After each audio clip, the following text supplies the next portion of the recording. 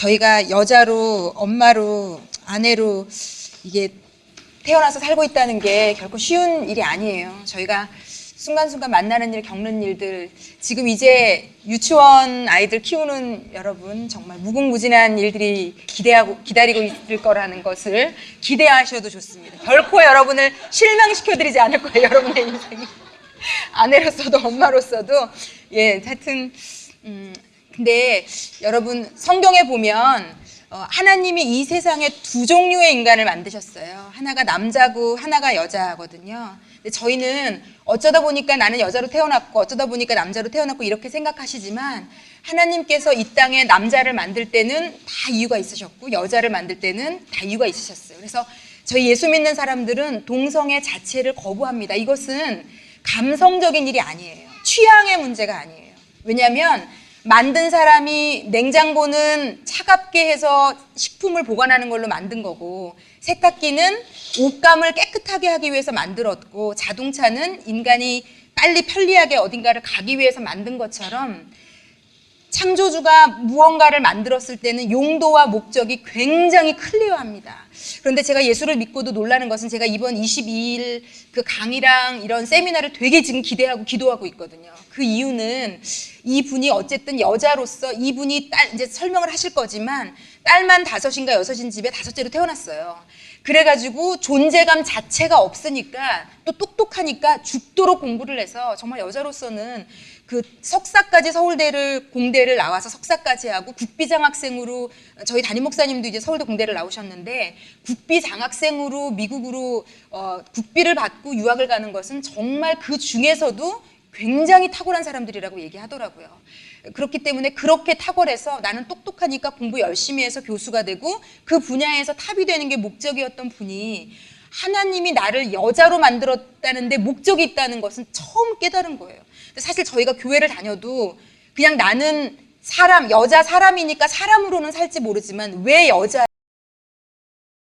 근데 거기 그 안에도 무궁무진한 심오한 그러니까 남자는 남자로서의 역할이나 만드신 목적이 있고 여자는 여자로서의 것들이 있더라고요. 그래서 저도 이번 하여튼 세미나가 되게 기대가 되고 그래서 냉장고는 자기가 냉장고인지 알고 보관하고 뭐 이런 일을 할 때 거기다 누가 책 보관하지 않잖아요. 그런데 우리는 사실 여자지만 여자 안에 있는 무궁무진한 것을 모르고 그냥 살아가는 경우가 예수를 믿든 안 믿든 대부분이고 남자도 마찬가지인 것 같아요. 그런데 이 고유의 목적대로 살아가면 더 많은 것들을 누릴 수 있는 것은 사실인 것 같아요. 그래서 여러분에게 좀 그런 기회가 되실 것 같아서 꼭 남편분들하고 아니면 혼자라도 꼭 오셨으면 좋겠어요. 그래서 좀 하나님이 말씀하시는 여자에 대해서 아내에 대해서 엄마에 대해서 좀 알아가시면 굉장히 사는데 삶 자체에 왜 나는 이런 질문들이 많이 사라질지도 몰라요. 왜 나만 이런 질문들이 좀 많이 사라질지도 모르겠습니다. 제가 오늘 강의 이제 여러분 오늘부터는 저희가 아이들에 대한 주제를 가지고 저희가 같이 나눕니다. 이제 분노가 공부를 하시면서도 굉장히 어려웠던 분들이 있을 텐데 제가 그냥 기대하기는 처음 이런 강의를 들으셨다면 한 10% 정도 인지가 되고 또 무언가가 그냥 꼼지락꼼지락 내가 분노하는 것에 대해서 생각이라도 해볼 수 있게 되셨다면 일단은 저는 그것만으로도 대단한 좋은 시작이고 발전이다라고 생각이 됩니다. 그래서 너무 한 단계 한 단계 왜냐면 우리가 분노 문제를 조절하기 위해서는요. 그것에 연결된 너무 많은 것들이 사실은 같이 이루어져야 이 문제가 해결이 되거든요. 그래서 시간이 걸리는 문제라는 거 그냥 알아두시고요. 그리고 아마 아이들에도 분노 조절이 있어요. 그래서 우리가 계속 아마 생각하면서 조금씩 변해갈 거라고 생각합니다. 그리고 여러분에게 용기를 드리기 위해서 제가 이것은 안 나누고 싶은 건데 그냥 나누고 일단 시작을 하면 제가 그렇게 분노에 대해서 여러분들에게 가르치고 또 저희 아이에게 나름대로 굉장히 잘하고 있거든요. 왜냐하면 저희 아이가 쉬운 아이는 아니라서. 그런데 드디어 이제 봉인이 한번 해제가 돼서 제가 지난주에 엄청 아이에게 분노를 한번 했거든요. 그래서 제가 하나님을 회개도 하고 하여튼 그러니까 여러분 예수를 믿어가면서요. 어떤 일에 실수하지 않는 온전한 사람이 되는 길은 없어요. 늘 그래서 제가 또 지난주에 새긴 것은 겸손해야 되고 늘 하나님 앞에 무릎 꿇어야 되고 또 그래서 제가 나름대로 또 저희 아이와 저를 놓고 좀 무릎 꿇는 기회가 되었거든요.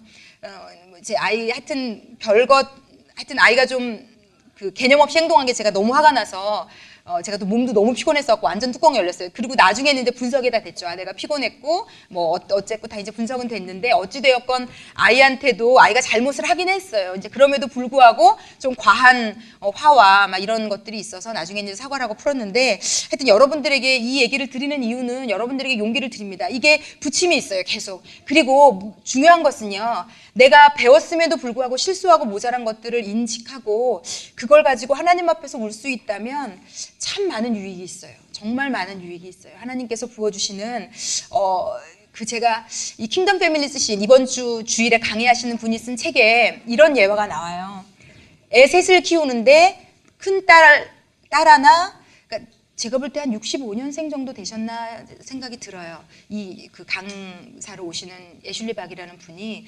그래서 큰 딸이 있고 둘째, 셋째가 다 아들인데 나이 터울이 조금씩 있는 것 같고 둘째가 저희 아이가 2000년생인데 저희 아이랑 동갑이더라고요.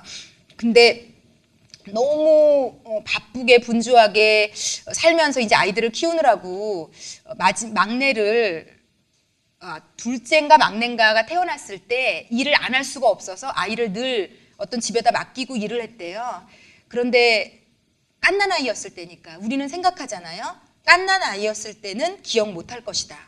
예, 저는 그렇게 생각해요. 갓난아이 때는 기억 못할 것이다. 이제 인지가 생길 때. 그래서 많은 엄마들이 그렇게 한다 하더라고요. 저는 하나밖에 애를 안 키웠고 요즘 제가 제 아는 후배 80년도에 때 아니 79년생인 제 후배가 얘기해서 제가 그때 알았어요. 몇 년 전에. 이렇게 얘기하더라고요. 요즘은 그렇기 때문에 첫째 아이를 상처 주지 않기 위해서 둘째를 내버려 둔다 그러더라고요. 왜냐면 이제 태어났으니까 걔는 울려도 되고 혼자 있어도 되고 그래서 큰 아이들이 어마어마하게 그 서운함을 타잖아요. 둘째 때문에. 그러니까 첫째를 위해서 그냥 때로는 울리기도 하고 특히 제가 아는 후배는 그랬다 그러더라고요.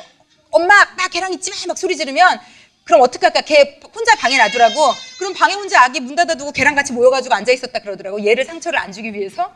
근데 과연 저도 그렇게 뭐 일리가 있겠다. 걔는 3, 4살 돼서 인지가 있고 감정적으로 느끼는 때니까 아무것도 모르는 애가 희생을 하는 게 차라리 낫겠다 생각을 했는데 정말 놀라운 일은요. 제가 이 책을 읽으면서 놀랍게 생각했던 것이 이 아이가 유치원이 됐을 때 그러니까 갓난아기 때 이제 한 1, 2년 엄마가 바빠가지고 계속 맡겼다가 나중에는 이제 키우게 됐어요. 그런데 이 아이가 한 4, 5세인가 5, 6세인가 됐을 때 하여튼 그 책을 읽어보시면 알겠지만 제가 막 요즘 굉장히 기억력이 제가 좋더라고요. 제가 원래 좀 똑소리 나게 기억력 하나는 좋아가지고 기억 못하는 사람 엄청 무시했거든요. 제가 근데 요즘은 아무도 무시할 수 없고 누구한테 제가 그거 그때 그러지 않았어? 라는 주장을 요즘은 잘 못해요. 왜냐면 제가 잊어먹더라고요, 요즘. 그래서 아주 겸손해졌어요, 제가. 겸손해졌어요. 들어오셔도 되는데. 예, 그런데 이분이 애가 이제 유치원에 그러니까 집에만 오면 막 울고 떼쓰고 애가 그러니까 증상이 이상한데 이유를 모르겠는 거예요. 이 아이가 왜 이러는 건지.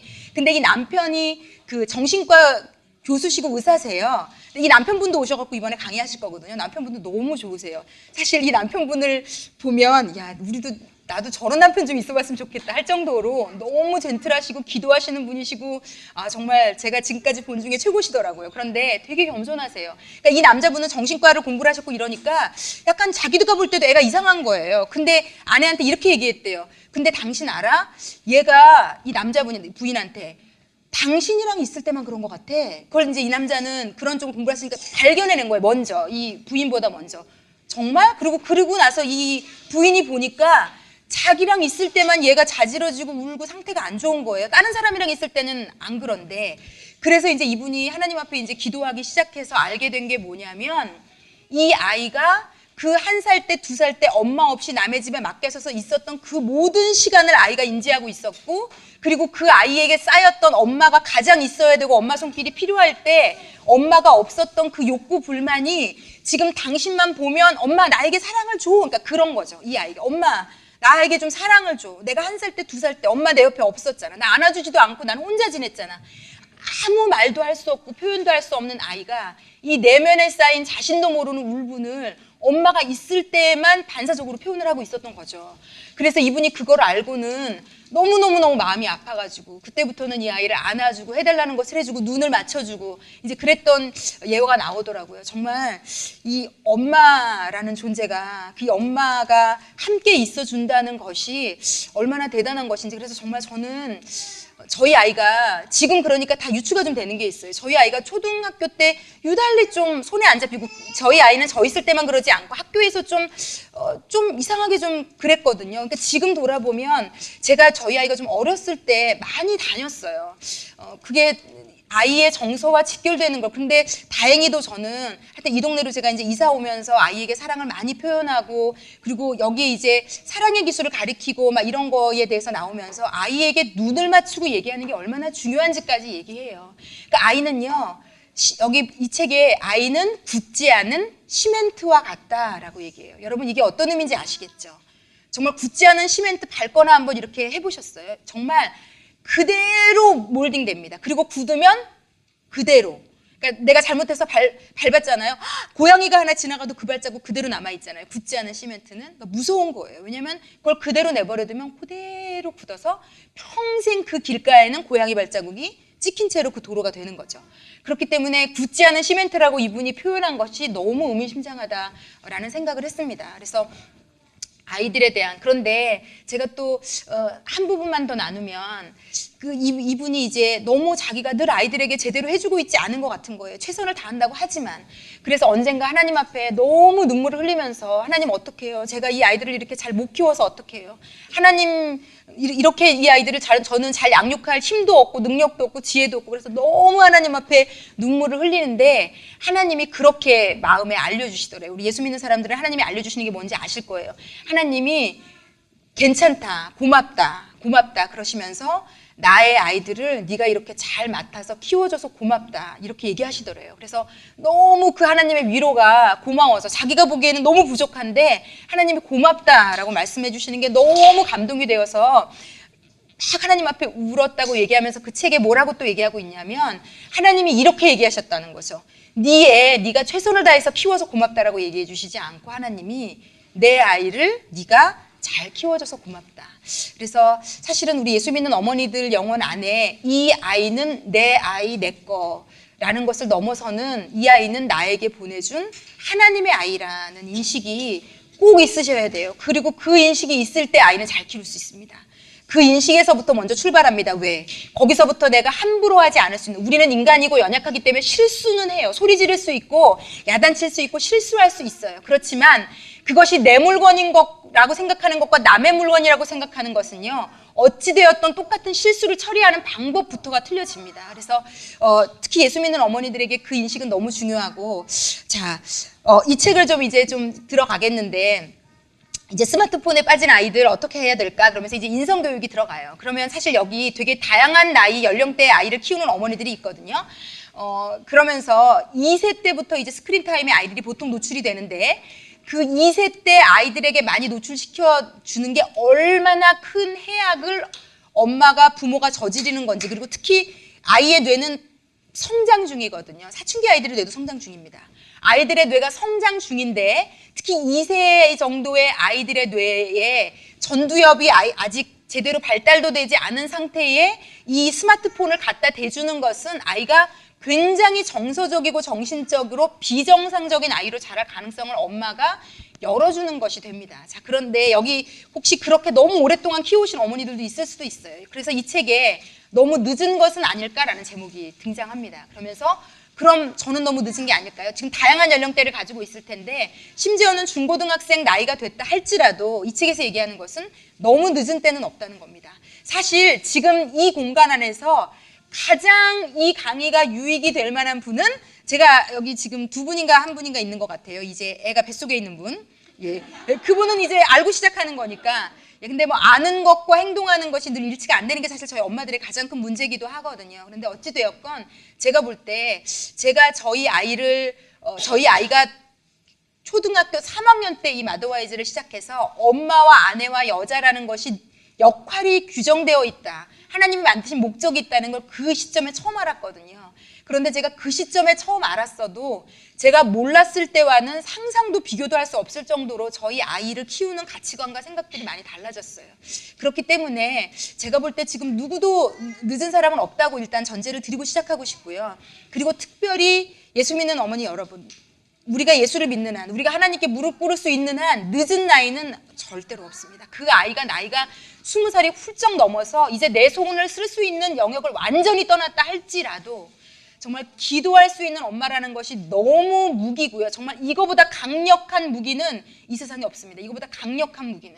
그래서 저는 특별히 교회 다니는 어머니들에게 이런 강의를 쫓아다니시는 것도 너무 좋지만 기도하고 있는지 정말 도전을 드리고 싶어요. 기도하고 계시지 않다면요, 여러분의 좋은 의도는 늘 사상됩니다.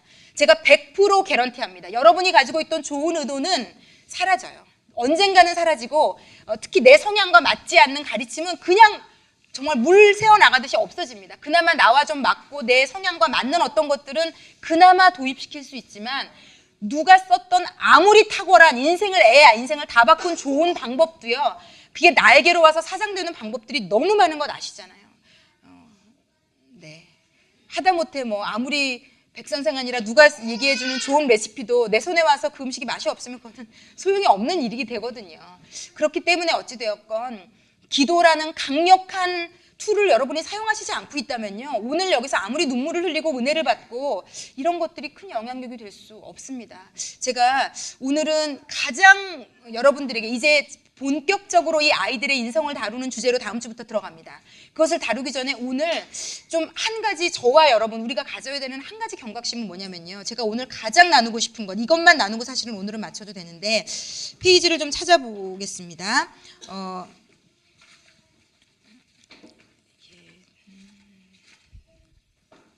15쪽인 것 같아요. 예. 네. 15쪽에 보면 여기 좋은 의도만으로는 안 된다라는 얘기가 나와 있고, 왜 좋은 의도만으로는 아무것도 안 되는지 16쪽으로 좀 넘어가 보겠습니다. 위에서 넷째 줄, 그러니까 여기 그 예화로 나온 부모들이 있는데 이 부모들은 어딘가에서 들은 거예요. 아이들에게 스크린 타임을 너무 오래 주는 것은 나쁘다. 그렇지만 막상 집에 돌아와서 2살 된 아이, 4살 된 아이가 소리 지르고 짜증내고 난리를 치니까 할 수 없이 그냥 리모컨을 쥐어주는, 나는 안 되나 보다, 지금은 안 되나 보다. 그런데 16쪽에 넷째 줄에 이렇게 돼 있습니다. 이처럼 아무리 좋은 의도를 가지고 있어도, 배웠어도 행동하지 않으면 부모로서 할 수 있는 게 아무것도 없다. 그리고 이제 그 밑에 제가 오늘의 약간 주제와도 같은 작은 글씨에 얘기가 나옵니다. 이 부분은 제가 좀 중요해서 읽어보겠습니다. 많은 사람이 믿는 것과는 달리 의도 안에는 아무 능력이 없다. 어떤 갈매기가 멀리 날아갈 의도가 있고 그렇게 하기로 결정도 하고 나는 것이 얼마나 멋진 일인지 다른 갈매기들과 함께 이야기도 나누고 있다고 상상해보자. 그런데 그 갈매기는 날개를 움직여 공중 위로 자기가 올라가기 전까지는 다른 갈매기들과 별다를 바가 없다고 할 수 있다. 다른 갈매기들과 마찬가지로 여전히 부두에 머물러 있기 때문이다. 이처럼 아무리 뭔가 다르게 해보려는 의도를 가졌다 하더라도 행동이 따르지 않으면 애당초 그런 생각조차 없던 사람과 별다를 바가 없게 된다. 그런데 다른 사람은 그 사람의 행동으로 판단하면서, 이게 우리의 모습입니다. 우리의 현 주소입니다. 우리 외에, 나 외에 모든 다른 사람은, 남편까지도 그 사람의 행동으로 우리는 판단합니다. 그런데 나 자신은, 이게 우리의 맹점이에요. 내가 가진 의도만으로 판단할 때가 얼마나 많은가. 아무리 좋은 의도를 가지고 있어도 행동이 따르지 않으면 당신에게 최선의 것을 기대하는 사람들을 모욕하는 거라 할 수 있다. 여러분, 이 마지막 제가 강조해서 읽은 구절은 너무 의미심장해요. 우리는 나 외에 다른 모든 사람들은 행동이 바뀌었다는 걸로 판단합니다. 그런데 나는 나를 어떻게 점수를 후하게 주냐면요, 마음의 감동을 받고 있고 의도를 갖고 있고 의지를 이 영혼 안에 가지고 있다는 것 자체만으로 나에게는 많은 점수를 부여합니다. 그래, 이 정도면 됐고, 나는 이런 것도 인지하는 사람이고 이런 것까지 노력하려고 하는 사람이고 감동도 받았고 은혜도 받았고 눈물도 흘렸고, 이게요 똑같이 연결됩니다. 여러분이 예수를 믿고 있어도 교회 생활하면서 성경 공부하고 말씀을 읽고 기도 생활하지 않으면요, 주일 예배 그날 울었던 그 눈물은 아무런 역할을 내 말, 행동, 내 표정에 아무런 역할을 1시간 이상을 지속하지 않을 수 있습니다. 그리고 그것이 오래되잖아요. 교회에 와서는 그렇게 찬양 부르며 눈물이 났고 말씀에는 그렇게 펑펑 울었는데 내 삶에 아무런 영향력이 없다는 걸 한 달, 2달, 1년이 지나면 그 사람은 교회에 오는 것을 멈춰가게 됩니다. 그러므로 여기에서요, 그것이 내 것이 되는 쪽으로 갈아타시지 않는 한은요, 아무리 좋은 강의를 많이 듣는 것은 백해무익, 오히려 머리만 커져서 더 해악도 될 수 있습니다. 그러므로 제가 지난주에도 말씀드린 것처럼 제가 오늘 이제 이 아이들에 대한 강의를 하기 전에 이 말씀을 아프지만 우리가 나누는 이유는요, 이 스마트폰을 배우면서 제가 하나님께 간절히 기도한 게 있어요. 그저께도 새벽에 나와서. 이곳에 있는 모든 어머니들이 처음부터 이 책이 원하는 수준의 놀라운 목표를 이룰 수는 없어요. 그것은 스스로에게도 인정을 하셔야 돼요. 다만 그렇다 할지라도 아주 작은 영역에서라도 한 부분의 실천은 이루어져야 됩니다. 예, 그럴 때 우리가 용기를 받게 되고요. 그래서 용기를 받게 되면서 아이와의 관계에 단 몇 프로의 변화를 느낄 때 우리가 격려를 받게 되고 그 다음부터는 우리의 삶에 더 많은 실천과 행동이 자리 잡게 됩니다. 그러므로 한 번이 중요해요. 한 번. 정말 무언가라도 지속적으로 실천할 수 있는 단 한 개의 경험이 우리에게 필요해요. 이건 너무 중요합니다, 여러분. 여러분이 어느 곳에 가서 우리나라에서 제일 똑똑한 분의 강의를 듣던지 간에 거기에 수천 명의 사람이 들었을지라도요, 만약에 실천하는 사람이 10명이라면 그분은 10명에게만 영향력을 끼친 겁니다, 사실은. 그러므로 사실 그렇잖아요. 그분이 대단한 공부를 했고 그분이 대단한 말을 했다는 것이 내 인생과는 관계가 사실 없는 일이거든요. 그런데 그게 관계가 있으려면 정말 작은, 그러니까 그러므로 처음부터 너무 큰 목표를 잡지 마십시오. 제가 이 책을 하면서 저도 지금 좀 결심을 했거든요. 제가 여러분 보니까 여러분은 아이에게 스마트폰을 언제부터 보게 하셨는지 모르겠어요. TV를 언제부터 보게 하셨는지. 근데 제가 여기 좀 충격적으로 느꼈던 게 많은 엄마들이 세사미 스트릿이라고 미국의 그 유치원 프로 있어요. 인형 탈 쓰고 나와가지고 막 ABC도 가르치고 노래도 부르고. 그런데 그게 이 어느 정도 연령 이하의 아이들에게는 아무런 유익은 없고 해만 있다고 하더라고요. 아무런 유익도 없고. 그런데 이제 엄마들이 스크린에 아이들을 많이 노출시키거든요. 공부를 목적으로. 그런데 그것이 공부라 할지라도 해악이라는 얘기가 나와 있는 거 제가 깜짝 좀 놀랐고, 저는 1970년생이고 제 아이는 2000년생이에요. 제가 하나님께 너무 감사한 것은 제가 그렇게 의지가 강한 저도 사람이 아니거든요. 근데 저희 아이가 어렸을 때는 일단 스마트폰이 없었고, 그리고 저희 아이가 개인적으로 스마트폰을 갖게 된 것을 제가 어제 아이한테 물어봤어요. 핸드폰을 그냥 왜 아무것도 안 되는, 게임도 안 되고 왜 문자만 되던 폴더폰이었을 때 제가 저희 아이에게 핸드폰을 그때 사줬던 이유는 아이가 어디 있는지 연락해서, 제가 직장맘이니까 그때는 쉽게 말하면 아이의 소재를 파악하는 용도로 필요했고 아이도 그 이상으로 쓸 수 없던 시절이 있었어요. 그래서 그때는 아무 문제가 아니었어요. 이걸 가지고 있는 게 보안상으로 오히려 되게 필요한 일이었는데, 스마트폰을 저희 아이가 갖게 된 걸 어제 물었더니 엄마 내 아이가 5학년 때부터 가졌어, 이렇게 얘기하더라고요. 그러니까 저희 아이는 5학년 때부터 스마트폰을 갖게 됐고 그것을 가지고 인터넷을 하게 되었던 것 같아요. 그리고 제가 초등학교 때까지는 엄격하게 규제를 했기 때문에 사실 저희 아이가 마음대로 인터넷을 하고 이제 쓴 것은 중학생 때부터라는 생각이 들었어요. 자, 저는 시대적으로 그렇게 되었기 때문에 감사해요. 그런데 이제 제가 더 이제 마음이 안타까운 것은 지금 이제 아이들을 낳고 키우는 어머니들은 이미 이제는 이 모든 세상이 다 스크린이 지배하는 세상이 된 타이밍에 이제 아이들을 키우셔야 되기 때문에 정말 의지가 필요하고 노력이 필요하실 것 같아요.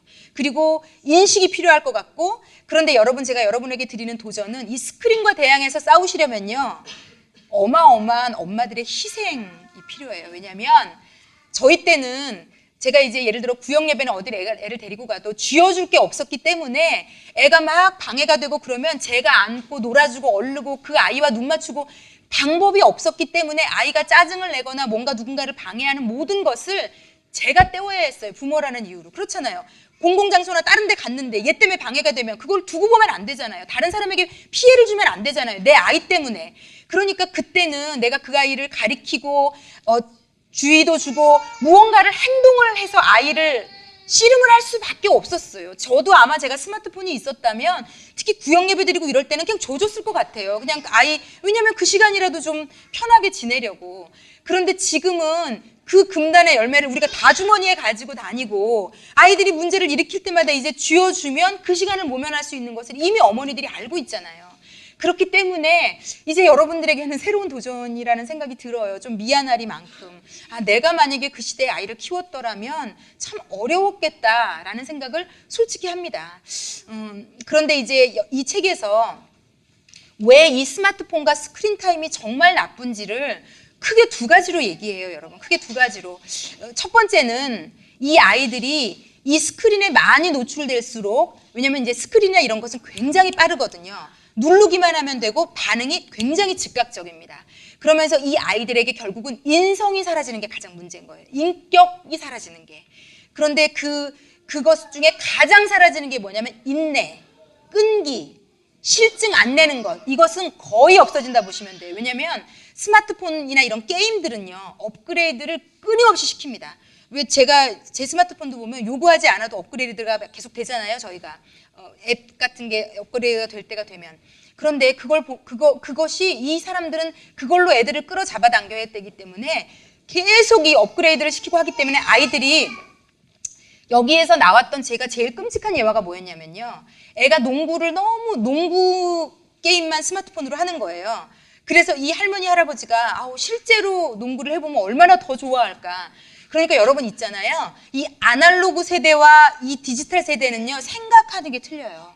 감수성의 영역에서는 완전히 다르고요. 그러니까 할아버지와 손자는 이제 거의 대화가 안 될 가능성이 크고, 저만 해도 거의 아날로그 시대를 컸다가 이제 나중에 머리 좀 아팠죠.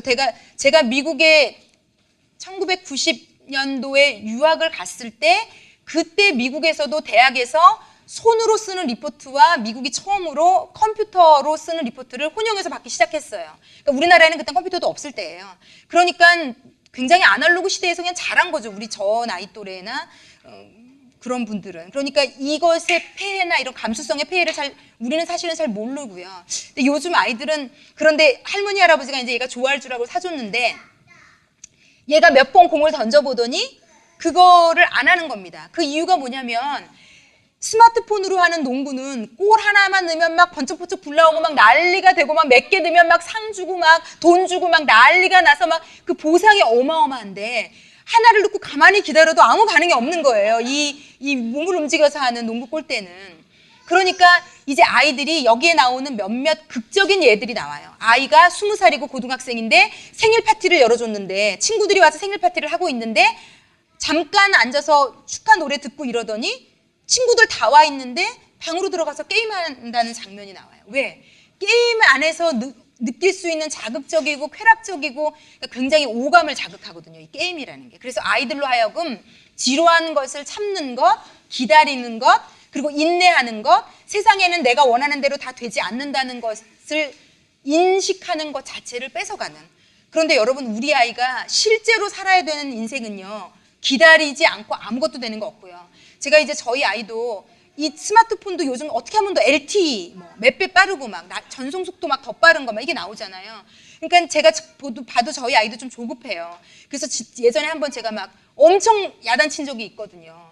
제가 저희 아이한테 네가 앞으로 살아갈 세상은 기다리지 않으면 아무것도 안 돼. 제가 정말 정색하고 야단을 쳤거든요. 기다릴 줄 모르면 이 세상에서 아무것도 못 해. 제가 그랬어요. 그러면서 기다려. 참아야 돼. 지루하고 괴로운 거 못 참으면 못 살아, 이 세상에서는. 제가 막 이렇게까지 좀 적나라하게 얘기했거든요. 근데 여러분 진짜예요. 그 아이가 이 세상에 던져졌을 때 못 기다리고 끈기 없고 인내 없으면 걔는 이 세상에서는 낙오자가 되는 거예요. 그리고 계속 방 안으로 들어가서 그 작은 스크린에 갇혀 살겠죠. 그래서 사회성을 키우는 것이 결국 이 책의 주 목적은요. 그래서 우리 아이들에게 사회성을 가르쳐 주자는 거예요. 그리고 그 사회성은 부모가 가르쳐 줘야 된다는 거예요. 결국은. 그래서 저는 제일 이해 안 되는 가족이 온 가족이 식사하러 가서 다 스마트폰을 갖고 있는 것은요. 거의 죽은 가도 같은 행위와도 똑같아요. 그래서 지켜야 되는 마지노선을 정하셔야 돼요. 그리고 저도 이 책을 읽다 보니까 다시 경각심이 막 더 생겨서 점점 이제 아이가 크다 보니까 그 마지노선이 점점 양보를 하게 되더라고요. 어릴 때는 강했지만. 그래서 제가 이 책을 읽으면서 저도 하나님께서 세워주시는 설정을 다시 해야 되고 그 경계를 다시 좀 더 가지고 가야 되겠다. 밀려났던 경계를. 그러면서 제가 어제 저희 아이가 이제 수요 예배를 와서 드럼을 치거든요. 그래서 어제 이제 같이 가면서 같이 타고 제가 어제 비가 와서 이제 저희 남편하고 같이 집에서 태우고 왔는데 타고 오면서 그 스크린에 노출됐을 때 아이들의 그 나쁜 상태를 일부러 이제 아이도 자연스럽게 들으라고 막 얘기를 나눴거든요. 그러면서 저희 아이에게 이렇게 얘기했어요. 석현아, 엄마 이걸 공부하면서 너가 하는 것들, 시간들 이런 거 다시 한번 좀 생각해 봐야 될 것 같아. 이제 그랬더니 저희 아이 대답이 뭔지 아세요? 엄마, 쪽팔리게 지금 중학생이 이제 고등학생 되는데 그런 거를 왜 참견을 하냐. 이제 그렇게 얘기를 하더라고요. 그래서 제가 웃으면서 그렇지만 단호하게 얘기했거든요. 엄마는 물러서지 않을 거라는 거, 싸울 거라는 거. 근데 대부분 엄마들이요, 그냥 마음이 힘들고 불편하니까 여기도 보면 2, 3살, 4살, 6살, 7살 애들에게 다 져줘요. 여기 나오는 모든 엄마들이 힘들어서 그냥 다 져주더라고요. 자, 그런데 지금부터 져주면 여러분 사춘기 때는 어떻게 하시려고 그러세요? 져주시기만 하면 안 돼요. 그리고 여러분이 져준다는 것을요, 아이는 본능적으로 알아요. 우리 엄마가 나한테 져주는구나. 그러면 아이는요, 한 번 져주면요, 2번 요구하고. 여러분 이것을 혹시 이 중에 나는 아이들에게 스크린이나 이런 PC를 아니면은 스마트폰을 주지는 않아. 그리고 안심하실 게 아닌 게 어쨌든 본인이 아이의 인성교육을 잘 못 시키고 계시다면 무조건 쫓아다니면서 잘해주고 같이 있어만 준다고 아이한테 잘해주는 건 아니에요. 오히려 아이를 스포일시키는 과잉보호 엄마는 같이 없어주는 게 차라리 나아요. 저는 엄마가 굉장히 방치하는 엄마 밑에서 컸어요. 모든 교육 심리학은 이렇게 말합니다. 과잉으로 보호하고 제대로 못 가르쳐주고 절절매고 다 들어주는 것보다는 없는 게 나아요. 방치가 나아요. 방치와 과잉은 다 건강한 사랑의 양극단적인 좋지 않은 행태입니다. 그런데 만약에 건강한 사랑, 제대로 훈육하면서 건강한 사랑을 못 줄 거면 만약에 교육심리학자들이나 이런 분들에게 둘 중에 하나밖에 없다. 그러면 과잉이 좋으냐 방치가 좋으냐, 차라리 방치가 낫습니다. 저는 엄마가 방치를 했지만 제가 엄마가 과잉으로 키운 아이들을 볼 때 얘네들은요, 세상을 살아갈 힘조차 없어요. 엄마 없으면, 엄마 그늘이 없으면, 엄마 치마폭이 없으면 아무것도 못해요. 아이가 조금 울어도 되고요, 조금 아파도 돼요. 왜냐하면 그 아이가 이제 살아갈 세상은 내가 있지 않아요. 그렇게 호락호락한 세상이 아니에요. 아이가 초등학교만 가고 학교를 가도요, 자기가 책임져야 돼요. 자기 행동에 대해서 누구도, 선생님은 엄마의 10분의 1도 봐주지 않아요. 그런데 엄마가 끊임없이 봐준 아이들은요, 초등학교 가면 적응 못합니다. 정말 심각하게 들으셔야 돼요. 나를 좀, 그래서 만약에 자신이 없으시면 아이를 좀 밀어내셔서라도 어떤 뭐 같은 이렇게 하셔서라도, 이건 그러니까 부모의 성향에 따라 말씀드리는 겁니다. 또 너무 방치하는 게 쉬운 어머니들은 최대한 아이의 눈 맞추시고, 그러니까 제가요 너무 재밌어요. 강의를 방치하는 게 차라리 낫다는 식으로 막 강의를 하면 누가 제일 은혜를 받냐면 방치하는 엄마들이 은혜를 받아요. 네. 그리고 뭐 이렇게 뭐 아이에게 막 잘해줘야 되는 거 막 이런 얘기를 하면 또 누가 은혜를 받냐면 과잉보호하는 엄마들이 은혜를 받아요. 그러니까 왜냐면 자기가 이래도 되나?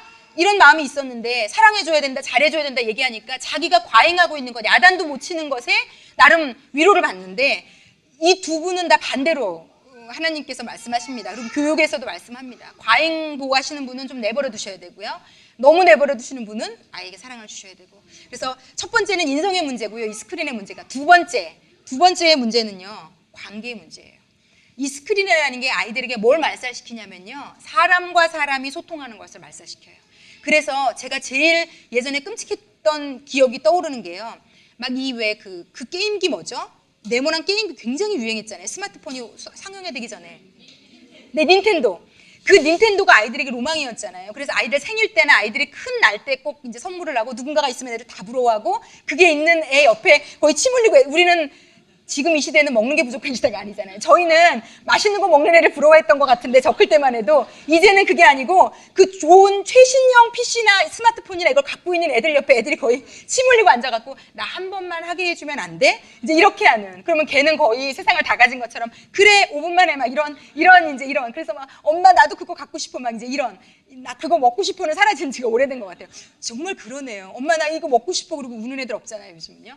그런데 제 아는 엄마가 굉장히 이제 부유해서 일찍 스마트폰 이런 것들을 다 이제 스마트폰이 아니라 그 닌텐도 기기 다 사줬던 엄마인데, 남자 아이들이 5명 집에를 놀러 왔는데, 그래서 제가 너무 시끄러웠겠다. 정말 막 이랬더니 뭐라 그런 줄 아세요? 쥐 새끼 한 마리 없는 줄 알았대요. 쥐 새끼 한 마리. 방에 딱 들어가더니 전부 다 걔네들 이제 약간 좀 사는 애들이어서 다 그걸 장착하고 와가지고 앉아가지고 공유하면서 그 게임을 하는데, 쥐새끼 한 마리 없는, 그래서 깜짝 놀랐다고. 근데 제가 그 얘기를 들으며 참 슬펐어요. 여기 제가 그러면서 이제 이 책을 읽으면서 제 예전 생각을 좀 했거든요. 제가 자라던 시대는 엄마들이 늘 해질녘이면 밖에 나와서 누구야 소리 지르는 게, 그때 뭐 핸드폰도 없고, 그러니까 애들이 늦게까지 나가서 모래장난하고 뛰어놀고 이러느라고 이제 그 저녁에 엄마들 하는 일은 애 찾으러 다니는 일이에요. 막 소리 지르면서 막 밥 먹을 때가 되면 들어와야지 막. 근데 야, 그거 진짜 이 핸드폰도 없이 어떻게 살았을까요, 옛날에는. 그런데 애들은 늦게까지 막 옷에 모래 다 묻혀가면서 막 그 장난감도 없는데 어쩜 그렇게 나가서 재밌게 놀았는지 모르겠어요. 근데 여기서 지금 얘기하는 게, 그때 우리는 너무 많은 걸 배웠다는 거예요. 사회성도 배우고 기다리는 것도 배우고. 왜냐하면 양보 안 하면 애들이 안 놀아주잖아요. 그러니까 내가 정말 원하지만 참는 것도 배우고, 뭐 힘든 것도 배우고 싫은 것도 배우고. 그러니까 막 그러면서 사회성도 인성도 모든 게 발전이 됐는데, 요즘 아이들은 사람하고 힘들면 걔랑 안 놀면 되잖아요.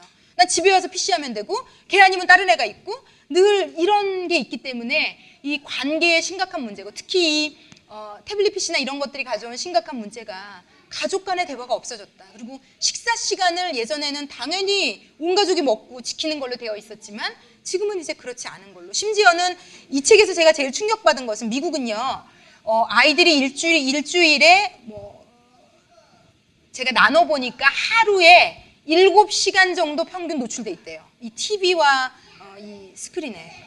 그러니까 어마어마한 거예요. 그래서 어떤 치과 의사가 그렇게 얘기했다 그러더라고요. 아이가 치과에 진료를 받으러 오면 그 치과 그 의자에 앉을 때까지도 그걸 들고 와서 눈을 안 띄고 앉는데요. 그러니까 그 치과 의사가 하는 얘기가, 자기는 이제 아이들과 싸워야 되는 게 아니고 아이들이 가져온 그 기계들과 싸워야 되는 세상이 되었다. 그런데 제가 볼 때 대한민국에 아직은 그 정도의 엄마들은 없지 않을까. 적어도 치과나 어디를 가면서 아이가 그거를 하면서 사람을 만나게 하는 엄마는 저희가 그래도 나름 동방예의지국에서 컸는데. 네. 그래요, 요즘요? 그건 그런데, 그건 그러네요. 치과에 위에 붙어 있죠. 맞아요. 네. 그런데 제가 볼 때 저희 아이는 덜덜 떠느라고 막 그걸 못 보던데. 빨리 봐, 저거 좀 봐봐. 저거 뽀로로 막 문을 하고. 맞아요. 그러네요. 그래서 뭐 하여튼 그 아이들만 다니는 뭐 치과에 폐단도 나름 있다고 제가 뭐 어떤 분한테 듣기도 했는데, 어찌되었건 간에 이런 관계를 맺는 것에 심각한 문제가 있는 시대가 이제 되었기 때문에, 만약에 지금 아이들에게 이제, 그러니까 스마트폰이나 이런 것들은 늦게 사주실수록 좋고, 그러니까 저도 제가 그냥 한 가지 저희 남편과 약속처럼 방편으로 지킨 거는, 아이 방에 PC는 놔주지 않았어요. 그러니까 그 PC는 아빠가 제일 잘 쓰는 방, 이제 저희 남편이 좀 혼자 텔레비도 보고 하여튼 방 하나가 저희 남편이 좀 쓰는 방이 있는데, 그 방에 PC는 같이 놔둬서 걔는 PC를 쓸 때 꼭 아빠가 있어요. 근데 그게 PC를 쓰기 시작할 때부터 그랬기 때문에 이제 나중에 한 번은 컴플레인 한 적이 있긴 하거든요. 근데 제가 그거는 뭐 양보할 수 없는 일임을 저희가 귀등으로도 안 들어주니까 이젠 얘기도 안 해요. 한 번 얘기했다가, 그리고는 이제 제가 늘 쪼거든요. 아빠도 그 방에 같이 있고 그러니까 너 몇 시까지 할 건데 매번 물어봐요. 그러면 이제 얘기하고 그 시간이 되면 이제 방에서 나오는데, 어찌되었건 그럼에도 불구하고 제가 요즘 많이 양보를 좀 해주고 있어요. 그래서 저에게도 좀 이 책이 많은 도움이 될 거라고 좀 생각이 됩니다. 그래서 여러분 어쨌든 이 책을 읽으면서 저희가 아이들의 사회성과 인성을 키워줘야 된다는 것을 잘 받아가지면 좋겠고요. 그런데 이 책이 참 좋은 것은 그 5가지 인성을 어떤 방식으로 키워줄지에 대한 저에게 노하우를 설명해줘요. 그러니까 하나하나 저희가 조금씩 실천하면 좋을 것 같아요.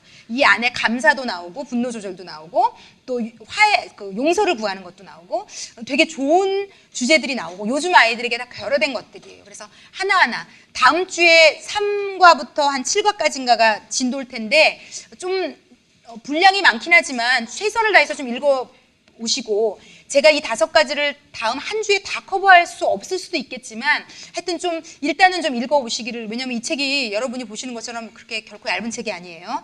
그런데 이 책을 5주 안에 끝내야 되거든요. 그래서 좀 부지런히 좀 읽으시면 되고, 이것을 우리에게도 개인에게 교훈으로 삼을 수 있을 것 같아요. 그래서 좀 그렇게 되었으면 좋겠습니다. 자, 그러면 몇 가지만 제가 이 책에서 되게 좋았던 내용들 쭉 나누고 마무리하도록 할게요.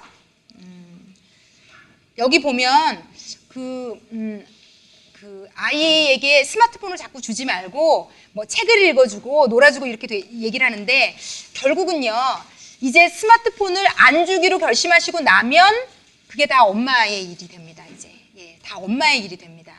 예, 그렇기 때문에 제가 이제 좋은 방법이나 이런 것들은 그 인성교육을 하면서 그냥 나눠도 될 것 같아서 그 부분은 넘어가겠고요. 예, 27쪽부터 한번 좀 보겠습니다. 쭉 보면서 넘어가 볼게요.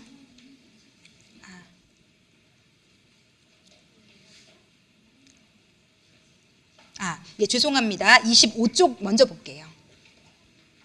자, 만약에 지금 아직 아이에게 본격적으로 무언가를 사주거나 이렇지 않은 분들이라면 여기 너무 많이 보는가 해서 처음 사줄 때 지침을 정하지 않은 게 후회된다는 엄마들의 얘기가 많아요.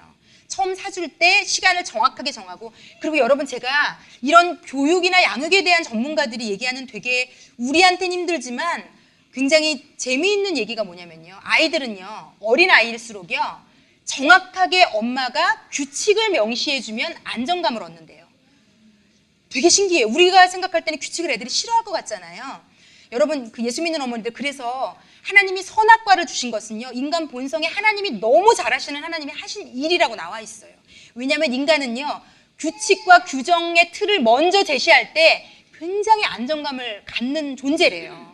그런데 우리 엄마들은 얘가 이걸 내가 이렇게 못하게 하면 싫어하겠지, 그래서 지레 겁을 먹는데, 아니요.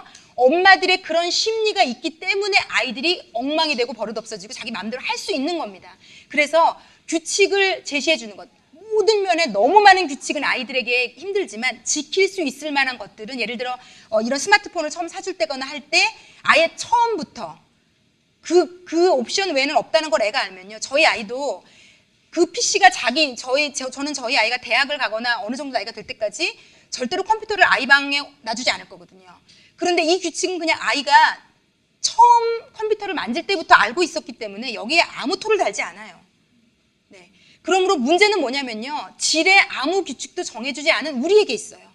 무언가를 주면서 아무런 규칙도 제시하지 않는, 아무런 규제도 주지 않는, 그래 놓고 나중에 아이가 그것을 과하게 사용할 때 막 소리 지르는. 그러니까 이것은, 이 책을 제가 보면서 저도 배운 거지만, 기본적으로 어떤 물건과 어떤 것을 시작할 때 동시에 이루어져야 되는 거고, 엄마가 처음에 그러나 그걸 지키는 모습을 보여주면 아이는 저절로 굴러간다는 겁니다. 아이들은 굳지 않은 시멘트래요, 정말. 그러니까 부모가 어떻게 하기에 다름일 수 있다는 얘기를, 그 도전을 우리가 이 책이 지금 주고 있는 거거든요. 그러니까 만약에 아이가 어리다면 무언가를 시작할 때 아주 명확한 규칙, 그리고 그것이 처음 어겨질 때를 아주 지혜롭게 넘길 수만 있다면 그 규칙은 유지될 수 있는 거죠. 그래서 되게 굉장히 그것이 중요할 수 있고, 어쨌든 처음 사줄 때 지침이 너무 중요하다는 것. 그리고 그 다음 장으로 넘어가 볼게요. 그러면서 27쪽에 이렇게 되어 있습니다. 위에서 둘, 넷, 다섯. 아이들에게는 스크린에서 떨어져 긴장도 풀고 책도 읽고 밖에 나가서 놀기도 하고 부모, 형제들과 이야기하는 시간도 필요하다. 아이들에게 어느 정도의 스크린 타임을 허락할지는 오직 당신만이 정할 수 있다. 그런데 이 책은 하루 2시간이 일반적으로 적당한 양이다 라고 얘기해요. 그런데 스크린 타임의 양은 각 가정의 판단에 따라 정할 수 있지만 그 선을 분명히 그어주는 것은 모든 가정에서 필수적으로 해야 할 일이다. 아이들은 분명한 한계를 정해주면 더 잘 따라한다. 이게 정말 재밌어요. 더 잘 따라한대요, 아이들은. 분명한 한계를 정해주면. 스크린 타임에는 시간 제한이 필요하다. 그렇지 않으면 스크린 타임이 자녀의 자유 시간을 장악할 것이다. 예. 그리고 이분의 이제 예화가 나와 있고, 이 책도 꼭 읽어보세요. 너무 쉬우면서도 아주 좋은 예화가 많이 나와 있고요. 그리고 29쪽에 보면 둘, 넷, 다섯. 예. 이분이 얘기하는 게, 이분도 제 세대보다 조금 나이 많은 정도일 것 같은 게, 예전에는 저희가 TV가 거실에 하나 정도 있었고, 저가 어릴 때만 해도. 그러므로 채널 선택권이 일단 애들한테는 없었고, 그렇잖아요? 없었고, 그리고 부모들이 엄격하게 제한해줬어요. 저희 때는요. 아무거나 애가 늦게까지 막 혼자서 마음대로 볼 수. 근데 지금은 TV도 너무 많고, 그리고 뭐 부모가 거실에 TV 차지하고 있어도 이미 스마트폰으로 다 볼 수 있잖아요. 다 볼 수 있잖아요. 심지어 우리가 모르는 것도 볼 수 있어요, 여러분. 예. 그리고 내 아이 하나 스마트폰 안 사준다고 해결될 문제가 아닌 것은, 내 아이 친구가 가지고 있으면 내 아이와 가지고 있는 것과 똑같아요, 여러분. 걔가 보는 거 다 봤을 거거든요. 그래서 어떤 어머니가 그러더라고요. 내 아이만 잘 되기를 바라는 편협한 생각을 저희가 버려야 되는 게요, 내 아이의 친구가 괜찮은 아이여야 결국은 내 아이도 좋은 영향을 받아요.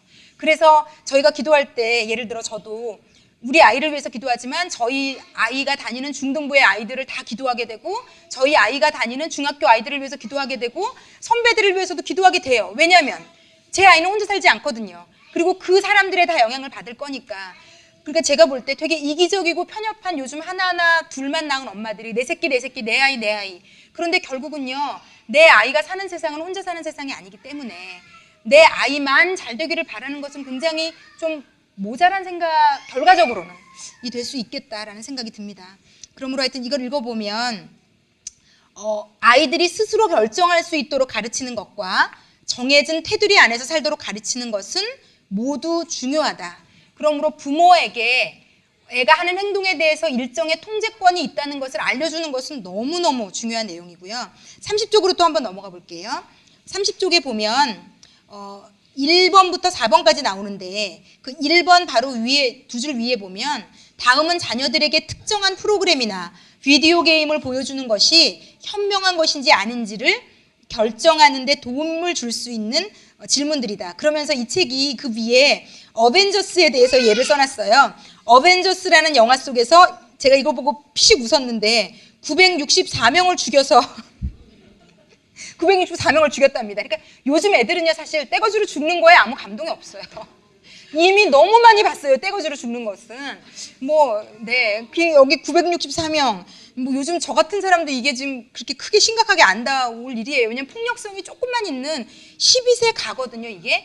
12살 정도가 봐도 되는 영화에 사람이 떼거지로 죽는 것은 그냥 늘상 나오는 일이 되어버린 세상이거든요. 1번부터 4번까지를 보면 어떤 것을 아이에게 보여줄지 말지를 이걸 가지고 결정하시면 좋다는 거죠. 나의 아이가 이 프로그램을 통해 배우는 것이 있다는 사실적 자료는 무엇인가? 그것을 굉장히 중요하게 생각하셔야 되고, 두 번째는 이 프로그램을 통해 내 아이 안에 어떤 인격이 형성될 것인가? 그러니까 이렇게 생각하시면 된다는 거죠. 이 프로그램의 주인공이 내 자녀가 닮아가기를 원하는 캐릭터인가? 이런 거 다 따지고 보여주려면 정말. 그런데 여러분 제가 이 짱구가 제가 지금 좀 후회되는 게 있어요. 저희 아이가 짱구를 유독 좋아했는데 정말 이 세상에 그렇게 싸가지 없는 애가 없거든요. 정말 그 조그만 아이가 어른들 다 우습게 알고 정말 그 정도 싸가지 없으려면 그런데 여기 보면 만약 재미를 끌기 위해 다른 사람을 얕잡아보고 예의 없고 권위자를 존중하지 않는 내용이 나온다면 그것은 경고의 불빛이다. 그러므로 잘 선택하시는 건 필요할 것 같아요. 그리고 세 번째는 이 프로그램은 가족 구성원을 어떻게 다루는가. 이 프로그램이 예를 들어서 시트콤이나 이건 굉장히 중요할 수 있을 것 같아요. 만약에 아버지를 굉장히 멍청한 캐릭터로 그리고 있으면서 무시하거나 엄마를 되게 그 집안에서 가장 뚱뚱하고 모자란 사람으로 온 가족이 무시를 한다든지 어떤 이런 식의 가족 구성원의 누군가를 비하하고 모자라게 여겨지게 하는 그런 것을 빗대어서 코믹이나 풍자를 하는 프로그램은 아주 안 좋을 것 같아요. 왜냐하면 아이가 아빠와 엄마를 권위자로 인정하는 것은 너무 중요한 일이거든요. 그리고 네 번째, 이 프로그램은 우리 가족의 가치관과 일치하는가? 이렇게 좀 따져보셔야 된다. 그런데 맨 밑에 그 바로 다음에 이렇게 되어 있어요. 아이들에게 적절한 내용과 부적절한 내용의 차이점을 가르치는 것은 부모가 해야 할 일이다. 이 일을 선생님, 목사님 또는 상담가에게 떠넘기지 말라. 우리가 다 아이들을 교회에 보내면서 아니면 어떤 수련회를 보내면서 아니면 어떤 좋은 사역자에게 선생님에게 우리 아이를 해결해 주겠지. 어떻게 그 한두 시간 보는 사람에게 우리 아이의 모든 것을 미루고 내가 사실 가장 큰 영향력을 줄 수 있는 사람인데 그러니까 이런 마인드 자체는 좀 잘못된 것 같아요. 제가 알고 있는 어떤 분들 중에는 아이가 이제 대학생인데 막 게임 중독에 빠져서 고통하는데 그것을 아이의 중고등부 때 그 환경, 이 교회를 원망하기도 하시던데 제가 생각할 때 그것은 100% 잘못된 생각이세요. 그 아이는 내가 키웠는데 내가 키워놓고 어떤 다른 기관이나 교회나 그 사람을 원망한다는 것은 1차적으로 가장 중요한 사람이 역할을 하지 않고 떠맡기는 것과 같은 굉장히 잘못된 생각일 수 있습니다. 그러므로 아이에게 1차적으로 무엇이 잘못인지 아닌지를 가르쳐주는 책임은 우리에게 있습니다. 그리고 여기 아주 좋은 예를 들어놓은 것 같아요. 쉬운 예를. 아이가 매일 저녁 식사로 사탕을 먹는다고 하면 여러분 허락하시겠습니까? 허락할 수 없듯이 아이가 스크린 타임이라는 불량식품을 자꾸 먹으려고 하면 그냥 내버려 둘 수 없다. 당신은 아이가 지적으로 어떤 것을 섭취하는지 관리하는 사람이 되어야 한다.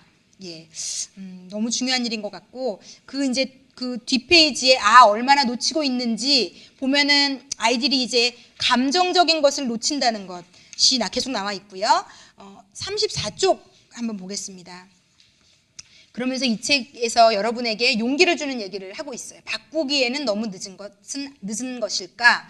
건강한 일을 시작하는 것은 언제든 절대, 여기 절대라는 강조까지 하셨더라고요. 늦지 않다. 개인적인 일에도 그렇지만 자녀 양육에서도 마찬가지다.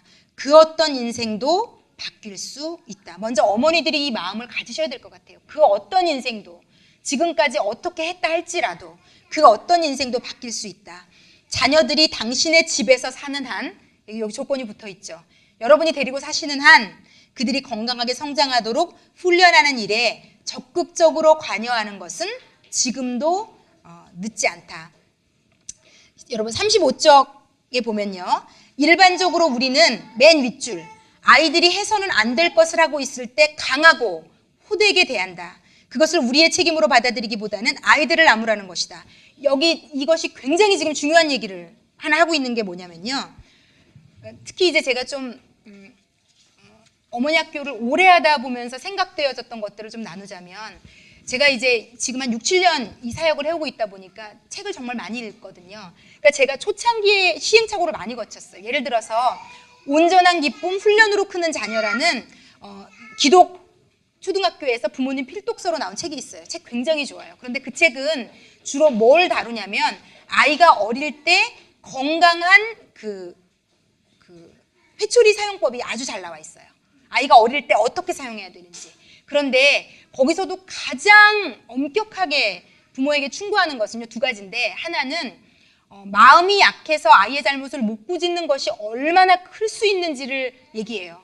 그러니까 엄마가 마음이 약해서 아이가 잘못하는 것을 지적해주지 않는 것에 어마어마한 잘못을 지적하면서 동시에, 그런데 만약에 매를 때리려면 엄마가 화가 나서 때리면 절대로 안 되는, 거는 안 때리는 이만 못한 효과라는 것을 아주 많은 영역에 있어서 설명을 해요.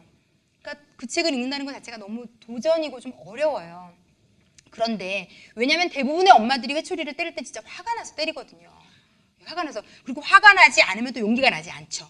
이거를 분노의 힘을 빌려서 그 홧김에 용기가 불끈 나서 막 소리를 질러가며 막 때리는 거거든요. 그리고 또 엄청 후회하잖아요. 내가 너무 과하게 때린 건 아닌가 막. 그러니까 이게 너무 재밌는데, 제가 그런 책들을 읽으면서 아이에게 시행착오를 거친 게 뭐냐면요, 여러분. 우리는 좋다는 얘기를 들으면 갑자기 막 아드레날린이 분비가 되면서 내 아이에게 내가 저걸 안 했기 때문이구나 막 이런 생각이 들기 시작하면 마음이 급해지기 시작하고요. 당장 그것을 오늘에 가서라도 적용하지 않으면 안 된다는 강박에 시달리게 돼요. 그러면 이 평소에 때리지도 않고 살던 엄마가 이거를 막 읽고 공부를 하면서 그래 내가 이래서 애가 이렇구나, 갑자기 애를 막 엄격하게 다루면서 막 이리 와 이러면서 막 때리고 막 이러니까 결국은 제가 시행착오를 저도 제 아이에게 겪었던 것이, 좋다는 것을 너무 이 책에도 얘기하는 것처럼 급작스럽게 갑자기 호되게 강하게 적용하면요 역효과가 100% 납니다. 이건 100%. 예, 그래서 이런 것들을 내 아이에게 적용하는 데 있어서는요 굉장히 기도와 심사숙고와 아주 천천히 적용하는 것이 아주 중요해요. 지금 늦지 않았다고는 얘기하지만 내가 갑자기 들이밀면 누구나 다 뒤로 물러섭니다. 그리고 누구나 다 내가 평소에 익숙하지 않는 방법을 강요하면 다 거부 반응이 있어요. 그런데 여러분, 우리가 애들을 인격체로 안 대한다는 증거가 뭐냐면요, 예를 들어 우리 남편이 어디 가서 좋은 아내는 이러면 된다는 걸 배워갖고 와서 여보 내일부터 이렇게 해, 이렇게 하면 좋은 아내가 되는 거래. 밥은 아침마다 이렇게 해놓고, 정말 다 들고 일어나실걸요? 말도 안 되는 얘기라고. 어디 가서 그러면 여러분 우리는 뭘 할까요? 네, 어디 가서 좋은 남편이 되는 거 봐서 똑같이 싸우겠죠. 막 그거 붙들고 막 서로 막 창과 칼이 날아가며 싸우겠죠. 그런데 우리 아이들은 정말 어리기 때문에 어디 가서 좋은 엄마 못 찾아와서 그렇지, 사실 우리도 우리 아이가 그런 잣대로 우리를 들이밀기 시작해요. 엄마, 내가 보니까 엄마는 이렇게 흥분하면 안 된다던데? 엄마, 내가 보니까 우리가 배운 거를 애들이 안다고 한번 생각해 보세요. 너무 끔찍하지 않아요? 엄마, 분명히 이거 배웠다던데 어머니께서 화내면 안 된다고? 엄마 어떻게 된 거야, 엄마? 기가 막히죠. 그런데 우리는 아이들을 인격체로 대하지 않는다는 증거가 뭐냐면요. 어디서 막 주워 듣고 막 배우고 막 감동이 확 되면요. 애가 인격체인데 가서 바로바로 엄마가 하라면 해. 이건 좋은 거야. 그렇게 돼야 돼. 막 이렇게 돼서 제가 많은 시행착오를 제가 저희 아이한테 겪으면서 결론을 내린 게 있어요. 결국은요. 내가 할 수 있는 만큼밖에 못해요. 여러분 우리는. 아무리 좋은 이론을 배워도. 그러려면 내가 할 수 있는 사람으로 할 수 있는 만큼 함께 차분히 천천히 조금씩이 되게 중요한 것 같아요. 그런데 이 책에서는 그래서 가르쳐주는 거죠. 이 책 지금 다룬 예화는 뭐냐면 우리가 어디 가서 스크린을 애들이 이렇게 오래 하는 건 나쁜 거야. 이제 그러면 보통의 부모들은 이렇게 한다는 거야. 가서 당장 오늘부터 걔를 7시간 하게 해줬던 부모가 이거 듣고 가서 당장 너 규칙 너 이제 2시간 이상 안 돼. 그리고 할 때마다 이렇게 해야 되고 안 하면 이렇게 할 거고 이거는 안 먹혀요. 이건 안 먹히는데 부모들은 그래놓고 이제 그다음부터 화내고 짜증내고 소리 지르고 뭐 더 심한 경우는 뭐 매질까지 하면 이거 금상첨화죠 완전히. 이제 이렇게 되는데 이 부모는 이렇게 했다는 거죠. 아이한테 가서 사과를 하잖아요. 근데 여러분 아이한테 사과하셔야 돼요. 제가 저희 아이한테 그렇게 얘기해요. 석현아 때로는 제가 저희 아이한테 참 인격적으로 잘 대해주는데 저도 마음이 약해요. 왜냐면 저는 엄마가 제가 어릴 때 집에 없었거든요. 선생님을 하셔서 매일 집에 들어오면 엄마가 없었어요. 그것에 대한 약간 트라우마가 있어요. 그리고 엄마가 제가 원하는 것을 못 해준 것에 대한 그래서 저는 또 저도 그런데 직장맘이 됐잖아요. 그러니까 2-3배 이상 저는 아이에게 제가 엄마로서 집에 못 있어주고 못 해준다는 미안함이 장착돼 있어요. 그러니까 아이에게 모질게 더 못해요. 해야 되는 것도 때로 제가 알아요. 예, 저의 그 부족한 부분이 있거든요. 그런데 때로는 솔직하게 아이에게 얘기해요. 석현아, 엄마는 이때 좀 단호하게 해서 너를 좀 꺾어야 되는 부분이 있는데 엄마가 그걸 못하는 게 너에게 잘하는 건지 모르겠다. 너에게 어쩌면 미안한 일일 수 있다. 너는 엄마가 때로는 그냥 지나가는 게 편해서 좋겠지만 엄마가 이것을 이렇게 고집부려서라도 너를 꺾어서 가리키지 못하는 것에 대한 마음 불편함이 있다. 솔직히 다 얘기했어요. 엄마가 마음이 약해서 그래. 그거를 못하는데 그게 결코 좋은 건 아닐 수 있어. 라고까지 얘기를 하고 때로는 또 제가 잘못하는 것을 사과를 하거든요. 그런데 여러분 이 분들이 한 것처럼 찾아가셔서 이렇게 얘기했대잖아요. 너에게 스크린이 얼마나 나쁜 것인지 이걸 엄마 아빠가 가르쳐야 되고 엄마 아빠가 시간을 미리부터 정해줬어야 되고 엄마 아빠가 미리 해줘야 되는데 못 해줬기 때문에 지금 네가 이렇게 된 것은 엄마 아빠 책임이야. 그 책임을 아이에게 전가하지 말라는 거죠. 엄마 아빠가 안 가르쳐놓고 처음부터 소리 질러가면서 아무것도 모르는 아이한테 그 책임을 내 책임을 아이에게 전가하지 말라는 거죠. 이거 너무 중요한 얘기예요. 많은 경우 우리가 치는 야단은 내 책임을 아이에게 전가하는 형태일 경우가 아주 커요. 내가 안 가르쳐놓고 잘못된 것만 가지고 소리를 지르는 거죠. 그런데 걔가 그렇게 잘못하기까지는 내가 제대로 못 가르친 가르침의 부재가 반드시 있을 겁니다. 그래서 이런 경우는 그 엄마 아빠가 제대로 못 가르친 것에 대한 사과와 인지를 먼저 아이에게 시켜야 된다는 거죠. 갑자기 시키는 것은 아이에게 부당하다는 거죠.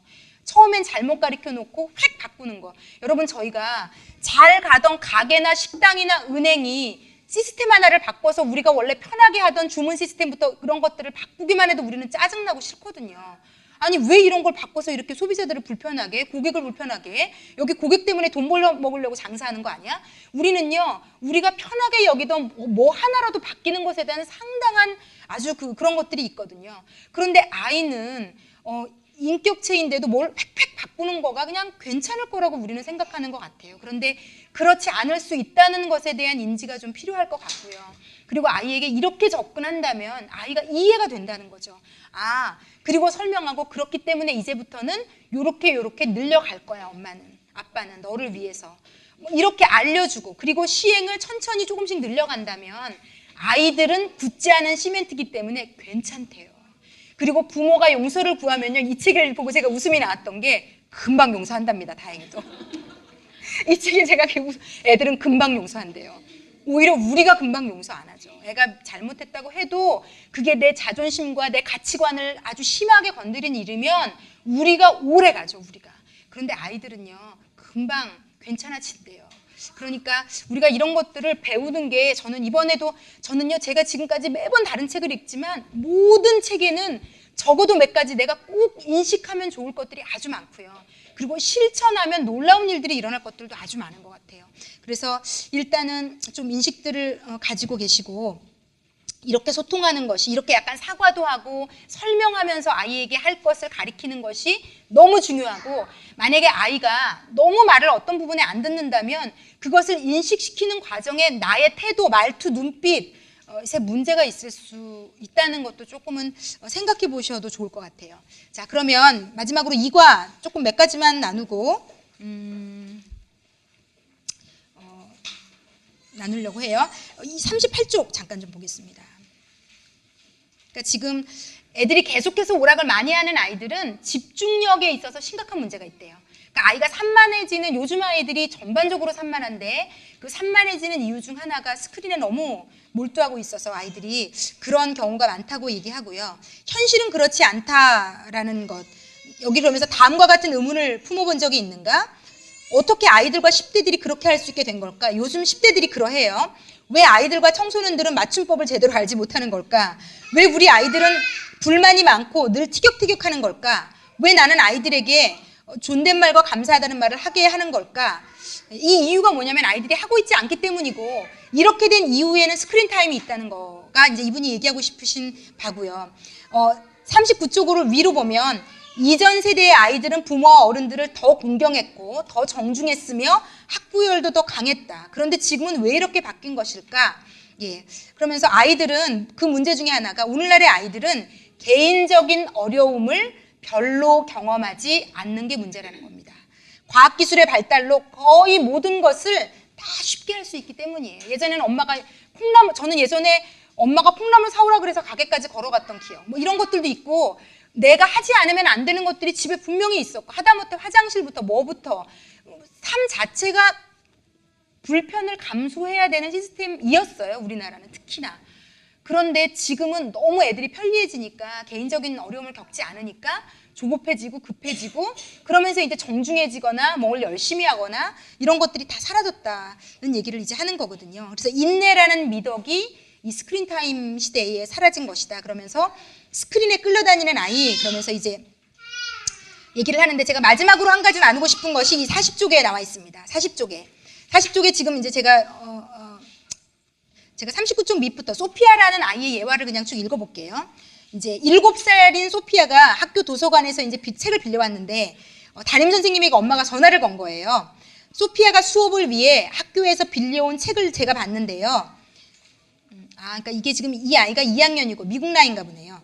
그러니까 2학년, 이제 소피아가 수업을 위해 학교에서 빌려온 책을 제가 봤는데요. 2학년 학생에게는 너무 이른 숙제가 아닌가요? 소피아의 독서 숙제를 꼭 좀 바꿔주시겠어요? 그런데 이분은 이걸 이렇게 지금 해석합니다. 엄마의 의도는 좋을지 몰라도 요즘은 아이의 학교의 영역에 엄마들이 너무 깊이, 불필요할 만큼 깊이 개입하고 있거든요. 그런데 엄마의 의도는 좋을지 몰라도 이 일로 소피아는 한 개인으로 성장하는 데 필요한 경험을 놓쳐버렸다. 스크린에 끌려다니는 오늘날의 아이들은 고통을 잘 참지 못한다. 숙제나 축구 연습이나 하여튼 어떤 육체적인 어떤 것들이 어려우면 아이들은 쉽게 포기하려 한다. 안타깝게도 많은 부모가 아이들이 장애를 극복하도록 돕는 대신 그만두는 쪽을 선택하게 한다. 새로운 것을 익히기 위해 스트레스를 경험하는 것은 해로운 일이 아니다. 오히려 스트레스를 경험해야 한다. 자녀가 당신에게 사랑받는다고 확신하는 한 아이는 어려움이 생겼을 때 더 많이 성장할 것이다. 스크린에 끌려다니는 아이는 칭찬을 빨리 받지 못하거나 그 횟수가 많지 않으면 게임을 통해 계속해서 받을 수 있는 보상을 즐기게 된다. 그러므로 우리가 엄마들이 해야 될 숙제는요, 아이들이 인내할 수 있는 상황을 하나님이, 특히 예수 믿는 어머니들, 우리 아이들에게 하나님이 때로는요 어려운 상황을 허락하세요. 선생님하고 관계가 나빠지는 상황을 허락하세요. 친구들과 사이가 나빠질 수 있는 상황 허락하세요. 왜냐하면 그것마저도 없으면 얘는 인성에 인내, 참는 것, 억울함, 부당함이 이 세상에 존재하는 것을, 그것은 반드시 존재하거든요. 예, 제가 요즘 저희 청년들이 커서 세상에 나가서 아이들을 보면 측은해요. 왜냐하면 그 세상은 너무 험난해요. 너무 험난해요. 예, 제가 정말 하다못해 코스트코에서 일하는 저희 집사님 아들이 있어서 그 얘기를 들으면 별의 별, 웃기지도 않은 사람들이 다 많고요. 계산하면서 막 삿대질하고 소리 지르고, 정말 상상을 초월하는 것 같아요. 제가 볼 때는요. 그런데 이 아이가 만약에 정말 곱게 커서 전혀 이런 상황이라는 것은 이 세상에 없다는 핑크빛 세상에서 살았다면요, 저는 그 아이가 그거 한두 번 겪으면 당장 잡혔습니다. 여러분 당장 잡혔어요. 왜 내가 이런 사람들하고 여기서 내가 왜 이런 취급을 받으며 일을 해야 돼? 그런데 여러분 우리 아이들이 커서 만나게 할 세상은요. 어떤 사람들이 그 아이의 인생에 존재할지 몰라요. 여러분 공부를 많이 하면 예전에는 그런 꼴 안 보고 살아도 됐기 때문에 우리의 부모들은 그렇게 공부를 시키려고 했어요. 왜냐하면 예전에 제가 동상이몽에서도 봤지만 치킨집 하는 아빠가 눈물을 흘려가며 그렇게 막 엎어지고 넘어져가면서까지 자기 딸 돈을 벌어서 아이를 공부를 시키는 이유는 자기처럼 살지 않게 하려고. 자기 딸이. 그게 그 아빠의 목표라 아이는 사자 붙은 거 꼭 시켜야 된다고 생각을 하는데 여러분 요즘요. 사자 붙은 분들 그렇게 편안하지 않아요. 요즘은 지식층에 죄송하지만 머리 똑똑하고 가진 거 많은 사이코들이 너무 많거든요. 요즘은요. 그래서 그렇게 명품으로 바르고 앉아가지고 말도 안 되는 것 입으로 쏟아내면서 변호사에게 요구하고 제가 아는 분 너무 좋은 치과 의사신데 여러분 얼마나 공부도 잘하고 얼굴도 예쁘고 남부러울 게 없는 분이세요. 그런데 치과 의사라는 일도 거의 하인처럼 일하시더라고요. 별걸 다 와서 삿대질하고 소리 지르고 어떤 젊은 치과 환자는 뭐 이 병력이 이 몸이 약하고 이 병력이 부모님과도 관계된 걸 수 있다고 한마디 했다고 이 치과를 고발하겠다느니 당신이 뭔데 우리 부모님까지 건드리라느니 이 세상에요. 그런데 여러분 지금 이 시대는요. 분노 조절 장애 증후군이 질병으로 처리될 만큼 이상한 사람이 많은 시대예요. 그런데 그 시대에 내 아이는 직업을 가지고 살아야 돼요. 그러니까 이 아이가 부당한 거 못 견디고 억울한 거 못 견디고 볼 꼴 못 볼 꼴에 대한 것에 견딜 수 있는 능력이 없으면요. 일단 이 아이는 어떤 직업을 가졌든 사회에선 생활 못합니다. 정말 뭐 은행이 됐든 미장원이 됐든 제가 엊그제 이제 그래도 굉장히 미용하시는 분들이 이제는 그래도 지위가 많이 높아진 시대인데 그 샵에 그 점장하시는 분이 제가 오랫동안 저 머리 해주시는 분인데 이렇게 얘기하더라고요.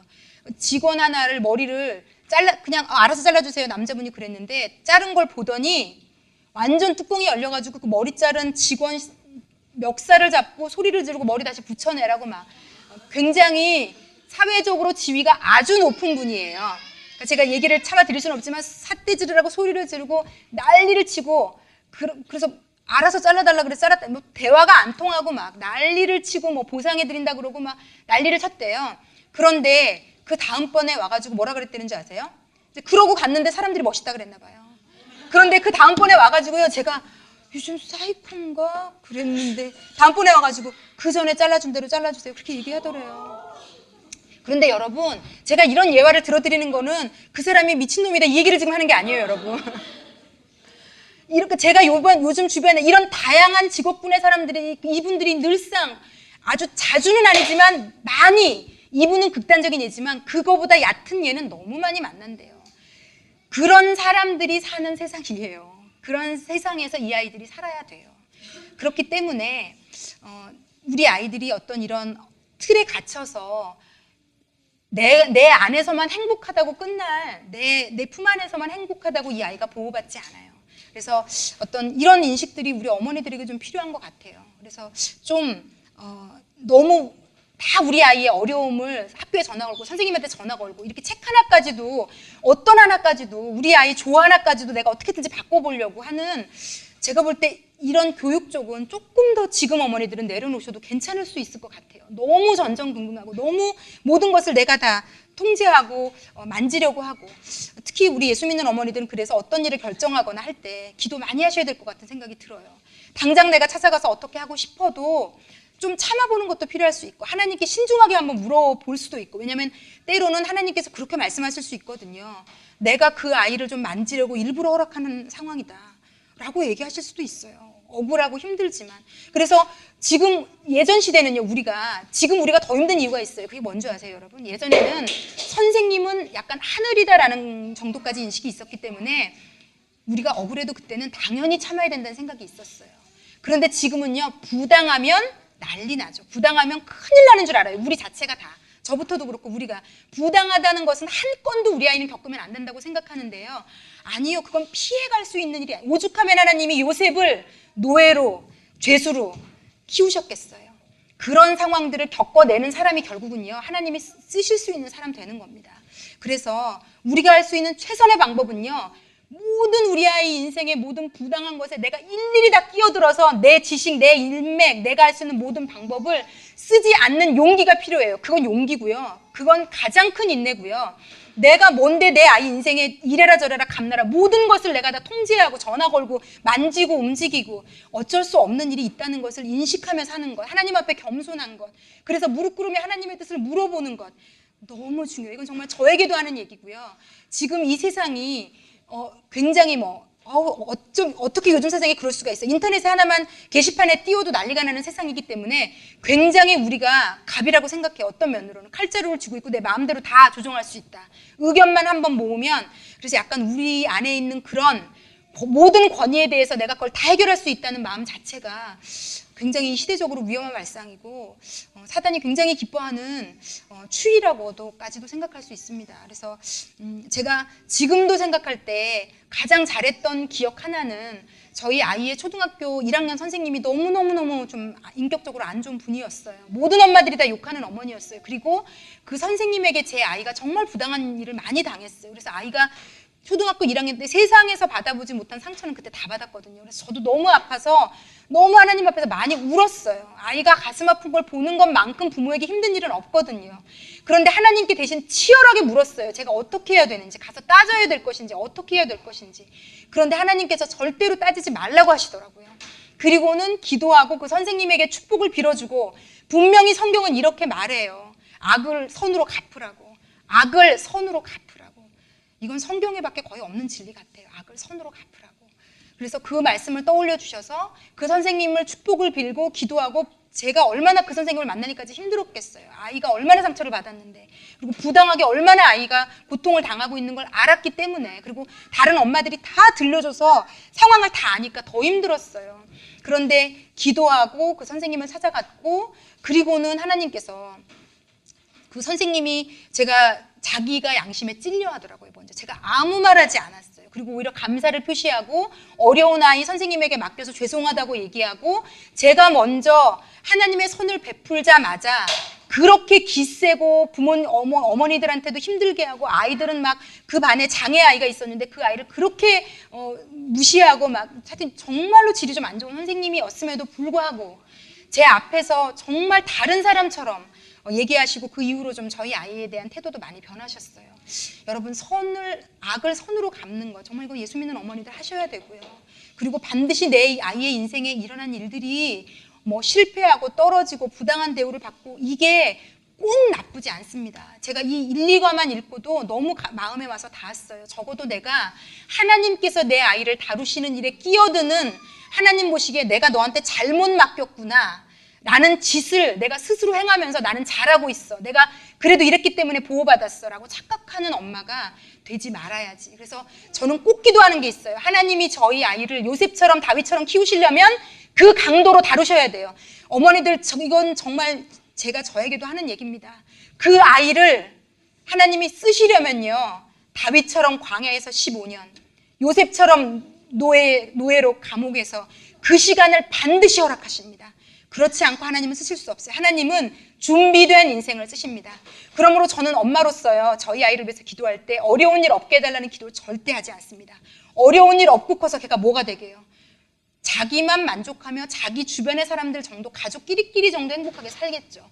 그런데 더 많은 사람에게 영향력을 끼치는 사람이 되려면 다윗과 요셉과 같은 아픔을 하나님이 허락하실 거고 그래서 저는 두렵고 떨려요. 사실은 그걸 감당할 수 없는 인격을 가진 존재거든요. 그래서 하나님께 대신 그렇지만 기도합니다. 하나님이 이 아이를 다루실 때 제가 어설프게 엄마라는 이름으로 끼어들어서 휘젓고 다니지 않도록 진심으로 원하는 기도예요. 그래서 하나님이 이 아이를 마음껏 다루실 수 있도록 그냥 아파서 눈물을 흘리며 울지언정 제 마음대로 휘두르지 않도록 정말 기도하고 있는 제목이고 특별히 예수 믿는 어머니들에게 정말 이 기도는 같이 하셨으면 좋겠어요. 하나님이 그 아이의 인생에 목적을 가지고 계시고 많은 사람들에게 영향력 있는 아이로 키우시려면 반드시 그 아이의 인생에 부당한 일, 억울한 일, 왜 이런 일이 일어났을까는 반드시 존재할 겁니다. 그런데 그 시간을 좀 잘 지혜롭게 넘어가실 수만 있다면 우리 아이가 다른 사람으로 크지 않을까 그런 그런 생각을 해봅니다. 자, 오늘은 여기까지 마치겠고요. 여러분 그 3, 4, 5, 6과 굉장히 좋은 인성에 대한 가르침이라 여러분들이 좀 꼭 읽어오시면 좋을 것 같거든요. 그래서 꼭 읽어오시고 제가 기도하고 마치고 오늘은 저희 총무님 간증 좀 듣고 오늘은 좀 나누는 시간을 좀 줄이더라도 총무님 간증 듣고 마치도록 하겠습니다. 제가 잠시 기도하겠습니다. 사랑하는 하나님 아버지 감사합니다. 어떻게 하면 엄마가 되는 건지 전혀 모르고 그냥 엄마가 되었습니다. 그래서 그냥 내 성질대로 내 경험대로 화도 냈다가 짜증도 냈다가 이 방법도 써봤다가 저 방법도 써봤다가 하나님 아이가 잘 되고자 하는 마음은 있지만 뭘 어떻게 해야 되는지는 너무도 모르는 엄마들입니다. 하나님 아버지 이 책을 통해서 저희가 5주 동안 함께 배워가며 알아가며 이것이 저희 마음에 좀 자리 잡게 하시고 마음에 자리 잡은 것으로 끝나지 않고 그 수많은 깨달음 중에 단 한 가지라도 우리 아이의 삶에 저희가 실천할 수 있는 것이 될 수 있도록 예수 이름으로 축복해 주십시오. 아버지 감사합니다. 우리 어머니들을 좋은 엄마로 먼저 성장시켜 주셔서 좋은 엄마가 있는 곳에 어떻게 좋은 아이가 없을 수 있겠습니까? 먼저는 어떻게 하면 아이를 잘 가리킬까에 초점을 맞추지 않고 어떻게 하면 내가 좋은 엄마가 될까에 초점을 맞추는 시간이 될 수 있도록 예수 이름으로 축복해 주십시오. 감사를 드리며 예수님의 이름으로 기도했습니다. 아멘.